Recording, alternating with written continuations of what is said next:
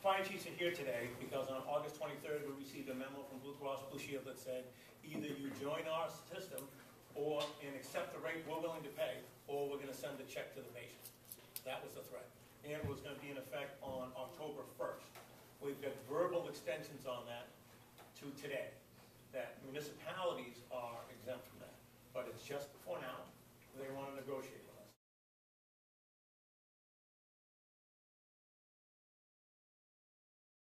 Blue Cross Blue Shield unilaterally changed the rules several months ago.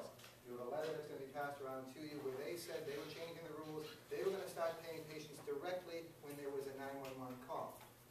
Great business model. Their thing was saying, unless you join our model, unless you join our network and accept what we say that the payment will be, you're going to have your payments go directly to the patient. And good luck to you.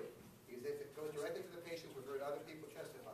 Either A, you may have people who will just say, I have other bills to pay, and they're not going to be able to pay on time. B, we have people, when this was down in North Carolina, one person did 26 calls to E911 because he needed the money. The bill would not allow any direct balance billing. Right now in their model, what they're doing with the private ambulances now, they set a rate. So an ambulance provider may say it's cost $1,100 for that ambulance run because they had two paramedics and they had to give certain medicines and the like. If Blue Cross says it's $800, then the patient, number one, gets $800, but then they might get sued by the ambulance provider for the other $300. That's wrong. Having bought supplies, a needle to go through bone to put drugs into a person, $800 for a package of 3 needles, the cost of a bottle of oxygen, the training costs, the stringent regulations that apply to the ambulance inspections. You know, these are real costs. We're in the 3rd year right now of declining local aid. There's not a chief in this room that hasn't been faced with laying people off, closing a station.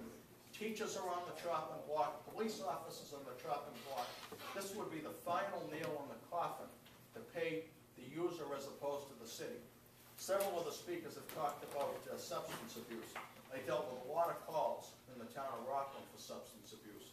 Do you think maybe putting a $1,000 check direct from Blue Cross to that patient is going to go to help Rockland on a shoestring to get that ambulance out the door to the next call? I beg to differ. I think it's going to go to enabling the addicts and these people that abuse the system. So, in closing, you know, look around this room. These guys are worried. They're gray with worry over what's coming down the pipe. More cuts to local aid. Trying to make ends meet. None of us are getting fat and happy off of these ambulance bills. And to take and put that in the hands of the patient is going to be devastating. And I know you represent people in your district that are up against it. Many of you do. So I implore you to pass this out of your committee fast and get it on the floor for some action. And I thank my colleagues for coming in today to support this bill.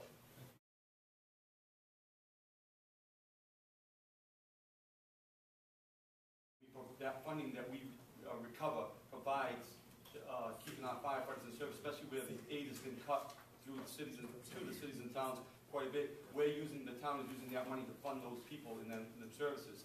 If that money goes to the patient, as well as for a lot of these other chiefs in the smaller communities, as well as some of the larger communities, we're going to be taking ambulances off the road. We're going to be laying off personnel because we're just not going to be able to cover the